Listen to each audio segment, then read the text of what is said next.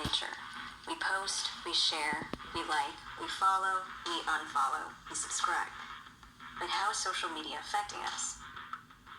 A small study of 20 college students found a correlation between students who demonstrated higher levels of Facebook addiction and activity in the amygdala striatal system while they interacted with Facebook signals. This activation was the same seen in those with substance addiction. In a 2016 UCLA study, teens were split into two groups. One was shown a photo with a high number of likes, and the other group was shown the same photo, but with fewer likes. Those who viewed the photo with more likes were more likely to like the photo themselves than the group who saw the photo with fewer likes. Again, it was the same picture. This experiment found activity in multiple parts of the brain when teens saw photos they took receive a lot of likes. In particular, the study found significant activity in part of the brain's reward circuitry known as the nucleus accumbens. Dopamine is released in the brain after positive social stimuli, such as likes and positive comments on social media. That photo she just posted, she got a bunch of likes, releasing dopamine into her brain and causing a feeling of satisfaction.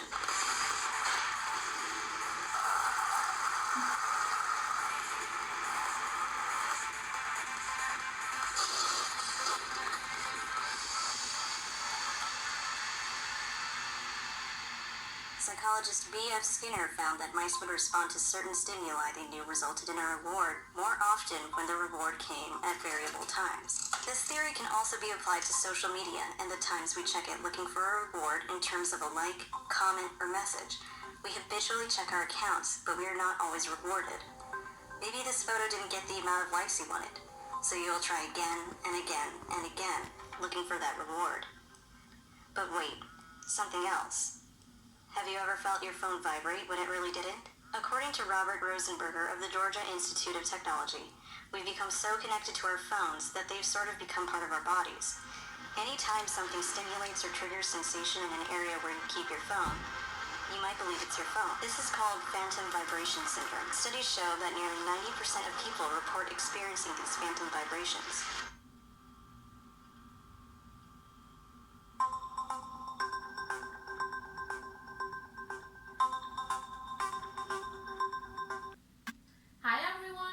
Today I'm going to be talking about social networking. So as you've seen in the video that I just demonstrated, which actually discussed the topic, whether we're addicted to social networking or not. So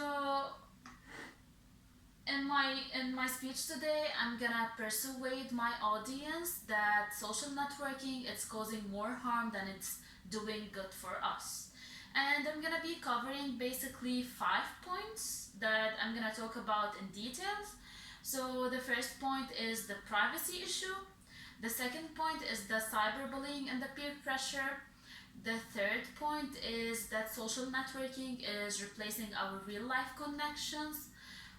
The fourth one, it's about social networking becoming a great distraction for us. And the last one, it's about social networking disturbing our sleep cycle.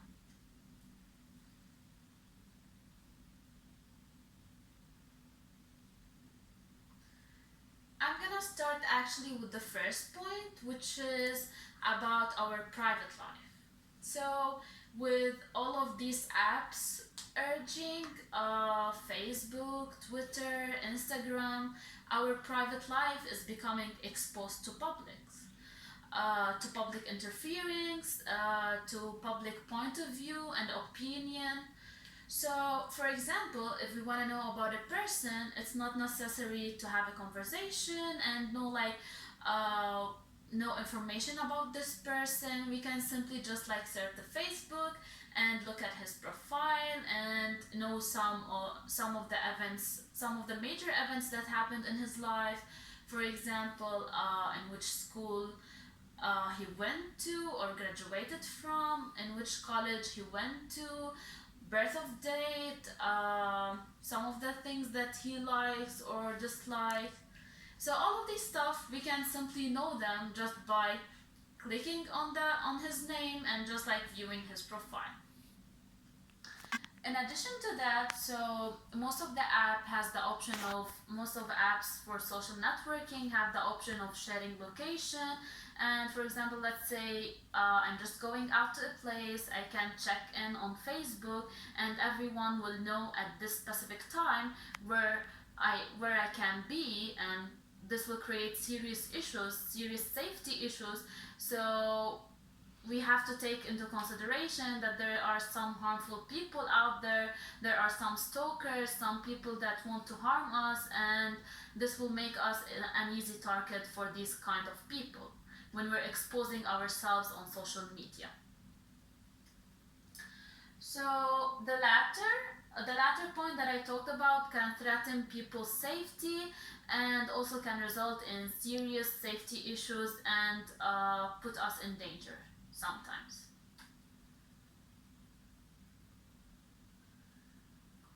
So now I'm gonna talk about the other point, the second point actually, so which is the cyberbullying and peer pressure. Every one of us want to behave in a certain way, think in a certain way, in a way that is acceptable for the society, acceptable for others, so that we gain love and affection from others.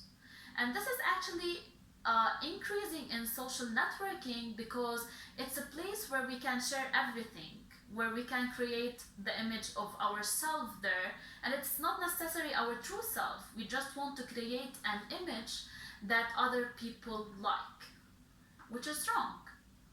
So social networking represents a place, actually a very suitable place for cyber bulliers, because bulliers can easily target any person they want to target without being caught, and can direct toward them all the negative comments they want to do. They can send threatening messages for them, because like they're simply behind the screen and their identity cannot be known for the other person.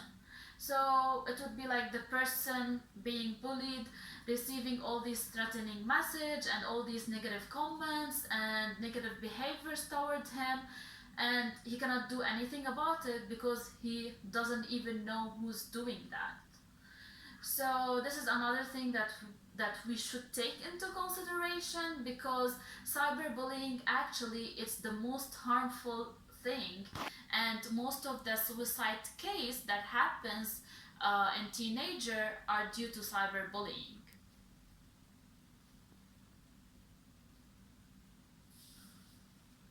So actually, cyberbullying is responsible for for the teenagers committing suicide and harming themselves. So it's reported that cyberbullying can make teens twice as likely to commit suicide and harm themselves. So therefore, cyberbullying can lead to anxiety, high levels of stress, and depression-like symptoms for people who's being bullied through social networking. So now I'm gonna talk about the third point, which is the social networking replacing our real life connection. Nowadays, our only friend is the phone. So we're communicating through the phone, we're doing all our activities through the phone. So even for example, when we're in social gathering or family gathering, we are on our phone instead of making like conversation, having a good conversation with a friend or a member of a family. We prefer always to interact through our phone. And this actually is decreasing our social skills, and it's making us less affectionate, because real life connections or real life communication usually involves body language, usually involves more emotion than just communicating through behind the screen or through a desktop or through any device. So that's why face-to-face communication actually it's the most effective communication, because only during the face-to-face communication you can express for the person in front of you how you feel, how you think, and it can be more effective. So actually what's happening today, we're heading toward the future where our virtual life will just take over our real life. And we're just communicating through phones, devices, rather than having good conversations, making good connections. So imagine nowadays a person, all what he cares about is how many friends he has on Facebook, instead of caring, for example, how many real friends he has that would help him in when he's in trouble. So we're now more about what's going on in the virtual life than focusing on maintaining healthy connections and true connections, true ties with people. So now I'm going to talk about the fourth point, which is social networking can disturb our sleep cycle. So actually exposing your brain to electronics will stimulate your brain and prevent it from relaxing and going in the sleeping mode. So what happens is that being on the devices all time, this can and not sleeping at night, staying up all night on social networking, this can disturb the circadian rhythm. So what is the circadian rhythm? Circadian rhythm is our sleep and awake cycle, which repeats itself every 24 hours. And it's controlled by a hormone called melatonin. This hormone is secreted by the pineal gland, and it's responsible for making us drowsy at night, and this hormone is only secreted at night. So imagine not having a good sleep all night and then waking up tired, not able to do your activities, not able to be fully efficient in your day and productive in your day. So let's say you want to sleep during the day just to rebound a little bit. This won't give you effective sleep time because this hormone is only secreted at night. So that's why your sleeping time won't be effective as at night.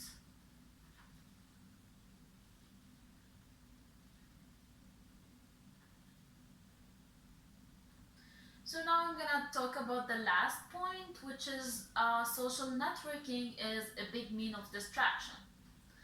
Actually, nowadays we do everything while we're on the phone, while we're texting, checking our Facebook, updating our status, and all of these activities. So imagine that we're 24 hours on the phone and 24 hours we're social networking while doing our daily tasks. So actually, we're not doing them properly because a human mind cannot focus on two things at the same time. So when you're focusing on social networking, your focus on the real task will decrease a lot. And this can lead to danger issues. Let's say, for example, you're driving while you're texting. So the percentage that you're gonna get into car accident will be very high. Or for example, let's say you're studying while you're texting or checking your Facebook. I'm sure that you're not gonna remember anything from the topic you're studying.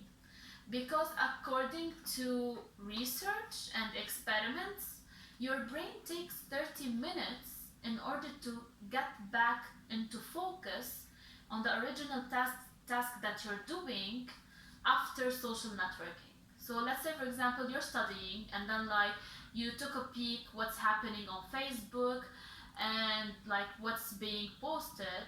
When you go back to your studying or to the topic that you're studying about, it takes you 30 minutes to get back into focus on the topic.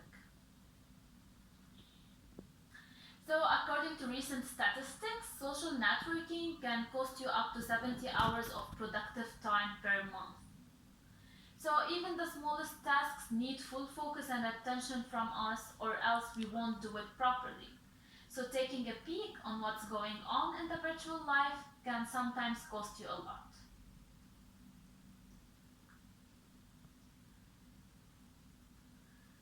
So in my today's speech, I talked about the social networking and all the harmful effect that can be caused by social networking. I demonstrated 5 main points: the privacy issue, cyberbullying and peer pressure, disturbing sleep cycle.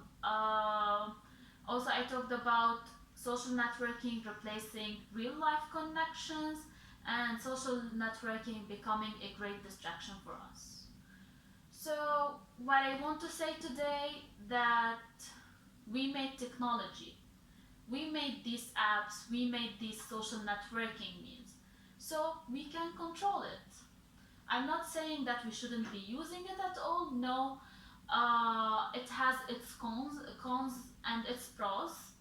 But the thing is, we have to use it in a controllable way.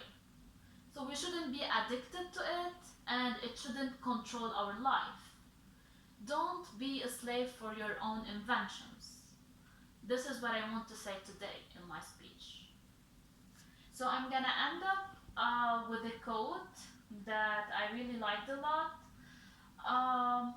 and it actually like summarize our sad reality nowadays with the control of technology.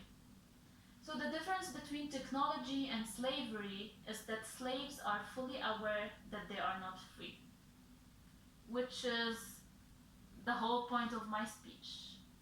Thanks a lot for watching me today, and I hope you to have a great day.